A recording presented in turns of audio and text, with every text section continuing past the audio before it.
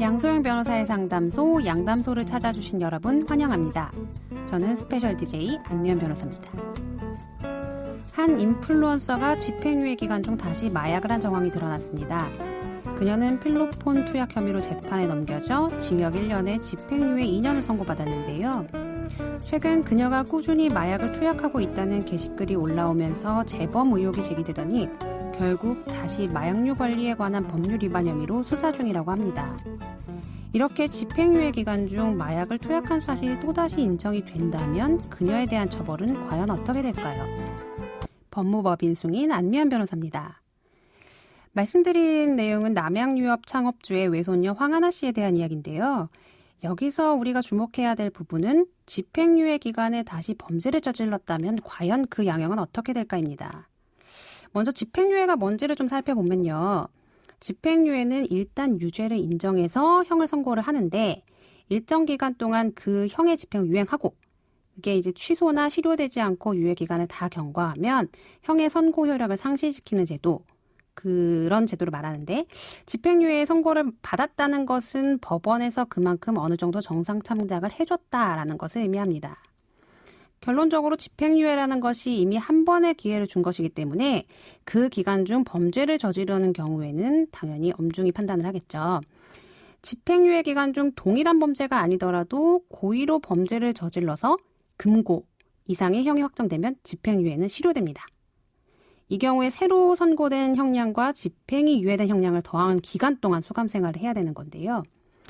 집행유예 실효의 조건이 금고 이상의 형을 선고받은 경우여야 하니까 만약에 집행유예 기간 중에 저지른 범죄에 대해서 벌금형이 선고되면 구속은 면할 수 있겠습니다.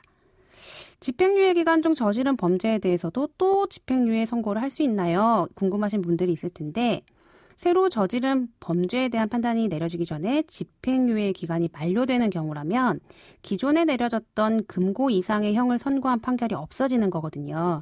그러면 다시 집행유예 선고를 할 수 있습니다. 오늘은 집행유예와 집행유예 기간 중의 범죄에 대해서 살펴봤는데요. 이외에도 양담소에서 함께 나눠볼 법률 궁금증이 있으시다면 YTN 라디오 양소영 변호사의 상담소 홈페이지에 남겨주시면 됩니다. 화나고 답답하고 억울한 당신의 법률 고민 함께 풀어볼게요. 오늘도 이준상 변호사님 함께 하십니다. 변호사님 안녕하세요. 네, 안녕하세요. 변호사님은 양소영 변호사님하고도 양담소를 진행하셨고 예. 저하고도 지금 양담소를 진행하고 계신데 어떠십니까? 네. 안면 변호사님은 10년 전에 사면수원 때부터 친하게 지냈었는데 이렇게 라디오 스튜디오에서 보니까 너무 어색합니다. 어색하다는 말밖에 할 게 없으니까. 네. 일단 오늘은 그 위증죄에 대한 이야기를 나눠보려고 변호사님 모셨는데 위증죄는 어떤 범죄인가요? 네, 위증죄는 이제 소송 과정에서 증인이 선서를 한 뒤에 허위의 진술을 할 때 이제 5년 이하의 징역 또는 1,000만 원 이하의 벌금에 처하는 범죄입니다. 오늘 준비된 사연이 바로 이 위증죄에 관한 이야기입니다. 사연을 듣고 자세한 이야기 나눠볼게요. 제겐 오랫동안 형제처럼 지낸 친구가 있습니다. 집안 대소사부터 서로의 여자친구 문제까지 모두 알고 도와주는 사이죠. 친구와는 자주 만나서 이야기도 하고 술을 마시기도 하는데요. 며칠 전 친구에게서 전화가 왔습니다. 저와 술을 마셨던 그날 음주운전으로 사고를 내서 기소가 되었다는 겁니다. 그러면서 자신은 집행유예 기간 중이라서 이번에 걸리면 교도소에 오래 있게 된다고 제가 대신 운전을 했다고 증언해달라는 겁니다. 친구의 사정은 딱했지만 제가 음주운전을 했다고 할 수는 없었습니다. 게다가 법정에서도 거짓말을 하는 게 너무 무서웠고요. 만약 제가 우정을 이기지 못하고 친구의 부탁을 들어줬다면 과연 우리는 어떻게 됐을까요? 결국 정리를 해보면 이런 상황입니다. 음주운전을 한 친구가 야, 내 대신에 네가 좀 운전을 했다고 해줘. 이런 부탁을 한 건데 사실 이런 사건이 적지 않게 일어나고 있거든요. 처벌도 많이 되고. 이 변호사님은 만약에 이런 상황이라면 과연 이런 부탁을 들어줄 수 있으시겠습니까? 저는 친한 친구이기 때문에 고민이 될 것 같은데요. 결론적으로는 친구를 위해서도 그리고 나 자신을 위해서도 절대로 들어줘서는 안 되는 부탁입니다. 당연하죠. 우리나라의 사법체계를 망가뜨릴 수도 있는 일인데요. 다시 사연으로 들어가서 이분이 궁금한 거는 내가 그때 그 친구의 부탁을 들어줬다면 그러니까 내가 하지 않았던 음주운전을 했다라고 법원에서 증언을 한다면 과연 어떤 일이 벌어질까가 궁금하신 거거든요. 네, 이런 내용은 이제 명백한 거짓말을 법정에서 증언을 하시는 거기 때문에 위증죄로 처벌이 됩니다. 먼저 이 소송에서 증인을 서는 거에 대해서 또 여러분들이 궁금해 하시는데요. 소송이 진행되는 중에 이제 뭐 목격자나 뭐 관련 있는 사람의 증언이 필요하다고 봐서 증인 신청이 되는 경우에는 그 채택된 증인은 법정에 반드시 출석을 해서 증언을 하셔야 됩니다. 이렇게 증언을 정당한 이유 없이 거부하게 되면 과태료에 처해지거나 뭐 심한 경우에는 이제 감치, 그러니까 구금이 될 수도 있습니다. 이렇게 그래서 법정에 나오게 되시면 증인은 증언하시기 전에 선서를 하게 되는데요. 선서 문구는 이렇습니다. 양심에 따라 숨기거나 보태지 아니하고 사실 그대로를 말하며 만일 거짓말을 하면 위증의 벌을 받기로 맹세합니다. 그래서 법정에서 이렇게 선서를 하신 뒤 거짓말을 하는 경우에는 위증죄로 처벌이 되는 겁니다. 그러면 이제 그러니까 법정에 나와서 내가 이렇게 선서를 하고 사실과 다른 증언을 했어요. 그러면 내가 사실과 다른 증언을 했다고 해서 모두 위증죄로 처벌이 되는지. 네, 그런 건 아니고요. 이제 위증죄는 주관적 진실에 반하는 진술을 하는 것을 의미합니다. 그러니까 주관적 진실이라는 것은 증인 자신의 주관적인 기억과 어긋나는 진술을 하는 거를 처벌을 하는 건데요. 반대로 객관적 진실이라는 게 있습니다. 실제로 진실에 반하는지 여부는 위증죄와는 관계가 없습니다. 그래서 증인이 자신이 기억나는 대로 진술을 만약에 한 거라면 그 내용이 실제 사실이랑은 만약에 다르더라도 처벌되는 것이 아닙니다. 그리고 증인이 자신이 경험한 사실에 대해서 뭐 주관적인 평가나 아니면 자기의 의견을 진술한 것에 불과하다면 당연히 위증죄의 처벌 대상은 되지 않습니다. 그러면 사연에서 만약에 이제 친구의 부탁대로 제가 음주운전을 했습니다라고 얘기를 한 경우면 당연히 이제 위증죄가 성립을 하는 거고 네. 이거는 객관적 사실에도 반하고 내 기억에도 반하기 때문에 명백하게 이제 위증죄를 구성하는 거네요. 네, 맞습니다. 그 변호사님 말씀하신 바에 따르면 이제 위증죄를 처벌을 받으려면 조건이 증인이 이제 선서를 해야 돼요. 이제 뭐 처벌을 받기로 한다. 만약에 증인이 난 위증죄 처벌을 받지 않기 위해서 난 선서 안 하겠다. 이렇게 거부할 수도 있을까요? 네, 굉장히 한정된 경우에는 이제 거부를 할 수 있는 경우가 있는데요. 예를 들어서 증인이 자기 자신이나 아니면 자신의 친족과 이해관계가 있는 사항에 대해서는 증인신문 전에 선서나 아니면 증언 자체를 거부할 수 있습니다. 그리고 변호사, 회계사, 의사, 종교인 이런 직업처럼 업무상 필연적으로 타인의 비밀을 다루게 되는 직종의 경우에는 그런 업무상 비밀에 대해서는 증언을 거부할 수가 있습니다.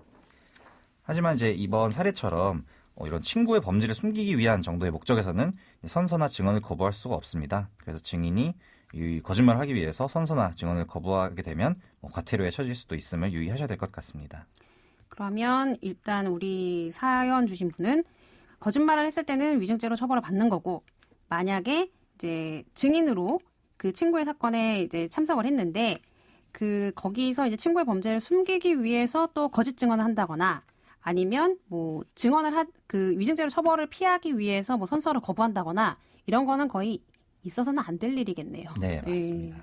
그러면 다시 이제 질문으로 돌아가서 만약에 가족에 관한 일이라면 내가 법정에 출석을 해서 위증을 해도 처벌을 받지 않는 건가요?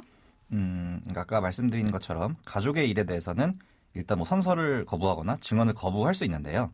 형법에 원래 이제 범죄를 지은 가족을 도피시키거나 가족의 범죄와 관련된 증거를 인멸하거나 이런 경우에는 이제 이런 경우까지 가족에게까지는 죄를 물을 수 없다라는 취지에서 처벌하지 않는다는 특별 규정이 있는데요. 하지만 선서나 증언을 거부한 게 아니라 법정에서 일단 선서를 하고 거짓말을 했다 이 경우에는 아무리 가족 관계라더라도 위증죄로 처벌이 되게 됩니다. 수사기관에서 엄히 다루는 그 죄명들이 몇 가지가 있어요. 무고죄도 그렇게 가볍게 보지는 않고 하는데 위증죄에 대한 수사나 처벌 강도는 어떻습니까? 네, 이제 우리나라에서는 어떤 이런 이제 정문화 아니면 이제 끈끈한 인간관계를 중시하는 태도 이런 것 때문에 다른 이런 서구권 국가에 비해서 이런 지인의 부탁에 따라서 위증을 하는 경우가 좀 많다고 합니다. 그런데 이제 이런 위증 범죄는 결국은 이제 뭐 수사기관이나 이제 법원의 행정력도 크게 낭비를 하게 되고 또 이제 무고한 피해를 받는 사람이 생기기 때문에 이러한 위증 범죄를 결국은 요즘 수사기관이나 법원에서도 엄격하게 처벌을 하고 있는 추세입니다. 그래서 법정에서 만약에 명백히 사실에 반하는 증언을 한다 이 경우에는 검사가 바로 이걸 듣고 인지해서 수사를 하는 경우도 있고요.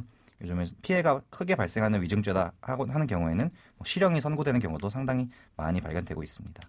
차라리 진술거부권을 행사하는 게 나을 수도 있겠어요. 네, 맞습니다. 그러면 사연으로 돌아가서 지금 내가 친구 대신에 음주운전을 했다라고 얘기했을 때 이제 나는 위증죄로 처벌을 받을 소지가 있는 건데 나한테 음주운전을 했다라고 얘기를 해줘라고 부탁한 친구에 대해서는 어떤 죄가 성립할 수 있을까요? 네. 이제 이 친구 같은 경우는 이제 법정에서 피고인인 건데요. 사실 피고인이 뭐 자기가 죄를 안 저질렀다고 거짓말하는 거는 당연히 처벌이 되는 건 아닙니다. 근데 이제 이렇게 친구에게 자기의 뭐 죄에 대해서 거짓말을 해달라라고 하는 건 이제 위증 교사죄가 성립을 할 수가 있어요. 이제 이거는 법정에서 이제 거짓말로 불리한 증언을, 그러니까 다른 거짓말 증언을 해달라고 부탁하는 일을 의미하는데요. 이제 자기 범죄를 숨기기 위해서 뭐 친구나 타인에게 이렇게 위증을 해달라고 부탁하는 경우에는 아무리 피고인이더라도 위증 교사죄로 처벌이 될 수 있습니다. 그래서 피고인이 되셨다고 할 때 친구나 뭐 지인들에게 위증을 해달라고 부탁하는 경우는 절대 없으셔야 되겠습니다.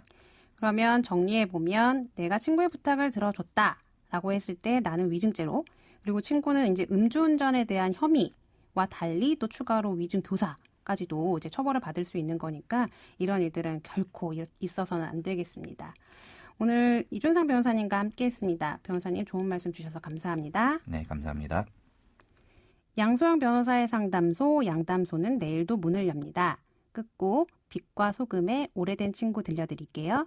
안미연이었습니다.